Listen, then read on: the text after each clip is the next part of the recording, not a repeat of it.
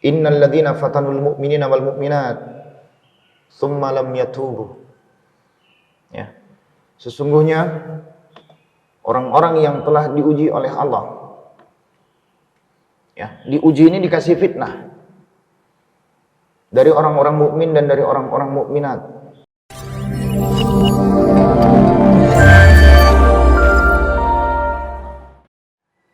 Lalu kemudian bentuk daripada keadaan yang Allah gambarkan kepada seorang muslim, seperti apa bentuk itu diturunkan? 156. Alladzina idza asabathum musibah qalu inna lillahi wa inna ilaihi raji'un. Yang apabila ditimpakan kepada mereka musibah, sesuatu yang menimpa kepada mereka, maka mereka akan berkata innalillah. Jadi menjalankan ketentuan yang Allah tentukan hari ini, menjalankan ketetapan yang Allah tetapkan untuk kita hari ini, nggak ada yang susah kalau kita kembalikan kepada Allah. Tidak ada yang berat kalau kita kembalikan kepada Allah. Apapun bentuk yang Allah timpakan, tapi rujukkan, kembalikan, sandarkan yang Allah timpakan itu kembali kepada Allah.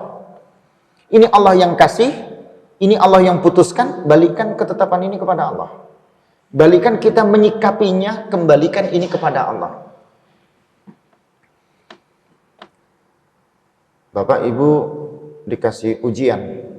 Ya, kalau ujiannya susah, kalau ujiannya enak, dikasih jabatan, dikasih materi, ya, dikasih tambahan keturunan. Ini kan materi ini. Kita senang. Alhamdulillah qadarullah, saya diangkat. Alhamdulillah qadarullah, saya dikasih tambahan putra maupun putri. Kalau ini kita pikirkan, kita resapi, kita maknai, maka kita akan mengatakan sesuatu yang Allah kasih itu tidak bermakna sesuatu, tapi dia milik Allah. Jangan pernah melihat sesuatu dengan ukuran sesuatu itu. Hati-hati, mulai berat ini. Kalau nggak kuat menangkapnya, kecapean, karena nggak bisa diolah. Sering kita melihat sesuatu dan kita hanya mengukur sesuatu itu pada sesuatu itu, padahal ada sesuatu yang lebih hebat di balik sesuatu itu, yaitu Allah yang perjalankan terhadap sesuatu itu. Kita dikasih kedudukan. Kalau kita memandang kedudukan itu dengan sesuatu yang kita maknai, yang kita ukur, padahal Allah nggak boleh ukur, karena hidup ini nggak ada ukurannya. Hidup ini kan nggak ada kepastiannya. Yang pasti itu cuman mati. Tapi kita nggak pernah mau memikirkan sesuatu yang pasti, yang kita utamakan, yang kita pastikan, yang kita selalu ukur, yang tidak pasti. Begitu dikasih jabatan, kedudukan, dia ukur sesuatu itu dengan ukuran itu. Padahal itu cuma Allah titipkan, karena ada sesuatu yang lebih hebat, lebih besar di balik sesuatu yang ada itu tadi. Kalau itu kita pikirkan, kembalinya kepada Allah. Dikasih materi, kita mengatakan jangan pernah mengukur sesuatu itu dengan materi. Kalau kita ukur dengan materi, ya pikiran kita pada sesuatu yang namanya materi itu, yang bisa diukur, yang bisa dinikmati, yang bisa kita ambil sisi keuntungannya. Tapi pikirkan ada sesuatu yang ada di balik materi itu. Sehingga akhirnya ketika kita berpikir sesuatu di balik sesuatu itu, maka kita akan mengembalikan itu milik Allah. Sama dikasih ujian juga begitu. Dihilangkan hartanya, dihilangkan jiwanya, anggota dari keluarga kita dihilangkan. Dihilangkan kedudukan dan jabatannya. Kalau kita tidak pernah berpikir tentang materi yang dihilangkan, status yang dihilangkan, maka kita akan kembalikan yang hilang itu diambil Allah. Aduh, sepeda motor saya hilang kemarin, mikir, cicilan belum selesai, pekerjaan susah, kok Allah takdirkan sepeda motor hilang, padahal itu sepeda motor baru dibeli untuk anak mau kuliah. Nah, kalau kita memikirkan sesuatu yang hilang, ini jadi berat. Sabar Pak, Allah ganti dengan yang lainnya. Kalau ini roda 2 yang hilang, nanti Allah ganti dengan roda 4. Iya, kapan? Jangan jual cerita Pak dengan saya. Ini kan yakin ini masalahnya. Kalau nggak yakin nggak bisa. Makanya sabar didudukkan itu di atas keyakinan. Sudah di high level dia. Nanti kita bahas. Yang kedua, as-sabru 'alal maksiyah. Sabar atas kemaksiatan. Ini ada al-amr, ya ayyuhalladzina amanu ista'inu bis-sabri was-salah wa innaha lakabiratun illa 'alal khashiyin. Al-Baqarah 153. Ada sabar atas maksiat untuk mencegah, menjauh, menahan dan membenci. Ya ayyuhalladzina amanu, hai orang-orang yang beriman, ista'inu, mintalah kalian pertolongan tentunya kepada Allah bis-sabri was-salah, dengan sabar dan sholat. Sabar itu akhlak kita, sikap kita. Sholat itu ibadah kita. Tapi kenapa Allah tidak ajukan ibadah, tapi sabar dulu? Bukan sholat dulu. Ayatnya tidak berbunyi ista'inu bis sholati was sabr, enggak. Tapi bis sabri was salah. Diletakkan kedudukan sikap sabar di atas daripada sikap kita beribadah, menyempurnakan syariat kita. Nah, ketika kita berbicara maksiat, beberapa ulama menyebutkan ini ada 3 hal. Kita menahan untuk tidak mencintainya, kita melarang untuk tidak mengerjakannya, kita keluar dari kemaksiatan untuk bertobat. Tadi dalam tadi imam kita membaca surah Al-Buruj. Innal ladzina fatanul mu'minina wal mu'minat tsumma lam yatubu. Ya. Sesungguhnya orang-orang yang telah diuji oleh Allah. Ya, diuji ini dikasih fitnah dari orang-orang mukmin dan dari orang-orang mukminat. Lalu kemudian dia tidak bertobat atau belum bertobat. Jadi ujian ini mengajak kita bertobat. Fitnah ini kan ujian dan cobaan ini nggak pernah selesai ini. Sampai kapanpun dan kepada siapapun.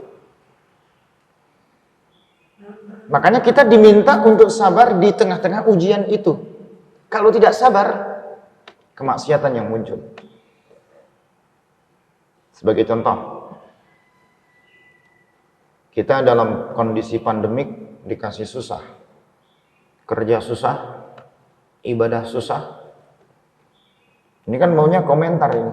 Gimana sih, sholat di kampung saya nggak pakai jarak, di kota ini berjarak. Bapak aslinya dari mana? Saya jauh Pak, dari Prambon, Jabon. Nggak ada Pak di kota Jabon, maupun di kota Prambon metropolitan yang sholat berjarak. Di kota masuk masjid 1, 2, 3 berjarak. Ini sudah ujian, sudah cobaan karena kita komentar. Jadi kita diminta untuk bersabar. Ya Allah sudah perjalankan seperti ini. Allah sudah bentukkan dalam hidup kita seperti ini. Maka jangan sampai kemaksiatan itu muncul. Baik dalam bentuk marah, emosi, ya, ghibah, dan seterusnya. Yang ketiga, as-sabru ala ta'atillah. Bersabar atas ketaatan kita kepada Allah. Sikap kita untuk bersabar atas ketaatan kita kepada Allah, tentunya ini yang paling berat. As-sabru ala ta'atillah min a'zami abwabis sabr. Sabar dalam ketaatan kepada Allah ini dari bab sabar yang paling besar, yang paling berat tentunya. Wa huwa amalun yastaljimu sidqal 'abdu ma'allah. Dia pekerjaan yang mengharuskan adanya ketaatan seorang hamba kepada Allah. Wasidqu ma'a nafsih, dan keyakinan terhadap dirinya. Wa mujahadatuha ala fi'li ta'ah, dan dia harus bermujahadah, berjihad untuk mewujudkan ketaatannya kepada Allah. Firman Allah yang dituliskan di situ dalam surah Al-Kahfi ayat 28, wasbir nafsaka ma'al ladzina yad'una rabbahum bil ghadawati wal 'ashyi. Dan bersabarlah diri kalian bersama orang-orang yang selalu berdoa kepada Allah, kepada Tuhan mereka, bil ghadati wal 'ashyi. Bayangkan di waktu pagi maupun di waktu petang, yuriduna wajhah. Mereka hanya berharap wajahnya Allah, mengharap ridhonya Allah. Jadi orang sabar itu dia hanya berharap Allah itu meridhai atas kesabarannya. Artinya sikap sabar ini menjadi bentuk yang membentuk diri kita sebagai hamba memiliki sikap akhlak sabar kepada Allah. Makanya ada al-muamalah ma'allah. Muamalah kita kepada Allah, akhlak kita kepada Allah ini seperti apa? Sabar untuk melaksanakan ketaatan yang telah diperintahkan. Nah, ini yang paling berat. Yang ada itu kita bukan mengikuti perintah, sebaliknya melawan perintah. Yang ada itu kita bukan memunculkan ketaatan, tetapi membelot dari ketaatan. Lebih repot lagi yang berpikir, saya kalau di masjid Pak, saya ibadah yang sungguh, saya nggak melakukan kemaksiatan, saya berdoa yang banyak. Tapi kalau sudah keluar dari masjid, lain Pak, katanya tinggalkan yang buruk, ambil yang baik. Makanya keluar dari masjid saya pakai sendal jepit, keluar dari rumah saya pakai sendal jepit, keluar dari masjid sendal yang jelek saya tinggal, sendal yang baik saya ambil. Katanya tinggalkan yang buruk, ambil yang baik. Nah ini kan jangan membedakan. Ketaatan itu butuh kesabaran. Dan di tengah-tengah kita duduk di Masjidil Haram, duduk di Baitullah, duduk di rumahnya Allah nih di masjid. Kayaknya kita ini benar-benar dosa ini banyak. Beban hidup ini berat. Cobaan ini butuh kekuatan. Kayaknya Allah kasih sadar. Waktu kita sholat bisa khusyuk. Sholat di Masjidil Haram bisa khusyuk banget. Tingkat ketaatan dan ketundukan kita tinggi. Yang kita renungkan ini dosa. Ketika berdoa kita bisa menangis. Tapi begitu keluar dari masjid, keluar dari Baitullah, keluar dari rumahnya Allah ini sudah lain. Ketaatannya berkurang, imannya turun. Karena pintu-pintu kemaksiatan itu selalu dekat dengan dirinya. La haula wala quwata illa billah. Ya. Makanya dalam tauhid sering diajarkan al-imanu yazid wa yanqus, yazidu bit ta'ah wa yanqusu bil ma'siyah. Iman itu terkadang naik, terkadang turun. Dia akan naik ketika diiringi dengan ketaatan, dan dia akan turun ketika diiringi dengan kemaksiatan. Sekarang kemaksiatannya lebih besar, lebih kuat daripada giringan kepada ketaatan. Akhirnya kita ini diminta untuk sabar mempertahankan ketaatan di tengah-tengah kerumunan kemaksiatan. Bayangkan coba. Di tengah-tengah orang ini pada makan, kita bertahan tidak makan. Di tengah-tengah orang-orang ini rebutan materi, rebutan kekuasaan, rebutan proyek, rebutan jabatan, rebutan apapun lah. Kita ini mempertahankan untuk tidak mengambil sedikit pun dari apa yang diperebutkan. Cuman satu jawabannya. Inni akhafullah. Sesungguhnya aku adalah hamba yang takut kepada Allah. Makanya as-sabru ala ta'atillah ini, sabar terhadap ketaatan kita kepada Allah ini yang paling berat. Mempertahankan diri kita di tengah-tengah ketidakbaikan, kita tetap menjadi orang yang baik. Di tengah-tengah kemaksiatan, kita berada tetap dalam keistiqomahan, mempertahankan ketaatan. Di tengah-tengah ujian yang berat, kita mempertahankan kita ini tidak merasa diuji berat. Karena ujian yang berat itu bukan saat hidup, nanti kalau sudah mati. Karena ketika setelah mati, kita akan dihidupkan lagi. Nah, itu yang paling berat itu. Wa kullukum atihi yaumal qiyamati farda. Setiap kalian itu akan datang sendiri-sendiri menghadap Allah. Datang sendiri-sendiri menghadap Allah. Wa kullu insanin alzamnahu ta'irahu fi unuqih. Dan setiap manusia akan dikalungkan di lehernya. Wa nukhriju lahu yaumal qiyamah, dan akan kami keluarkan di hari kiamat kitaban yalqahu manthura. Sebuah kitab yang bergantung dan itu sudah terbuka. Terpapar gitu. Iqra kitabak, baca kitabmu. Bukan kitab imam kita, bukan kitab bapak kita, saudara kita, ustadz kita, gus kita, panutan kita. Enggak. Iqra kitabak, baca kitabmu. Kafa binafsikal yauma alaika hasiba. Betul saja. Surah Isra, Al-Isra. Nah, ini mempertahankan ketaatan karena kita nanti akan diuji dengan sesuatu yang berat itu tadi. Bapak-bapak, ibu-ibu bisa merenung dari tiga ini kita ada di mana? Kalau tiga tadi membutuhkan sesuatu yang berat. Dan yang paling berat yang terakhir. Dan ini masuk di wilayah akhlak. Ada syariat, ada akidah, ada akhlak. Salat itu syariat. Haji itu syariat. Ya, kita biasa melaksanakan salat, biasa menunaikan zakat, biasa berpuasa, biasa menunaikan ibadah haji. Ini rutinitas syariat yang biasa kita lakukan. Tapi kalau tidak ada akidah, nggak ada iman, jadi percuma. Dia melaksanakan sesuatu, tapi tidak diikuti dengan keyakinan. Gimana coba? Dia sholat, tapi dia tidak yakin kepada Allah. Maka syariatnya gugur. Karena tidak didasarkan oleh akidah, oleh keyakinan.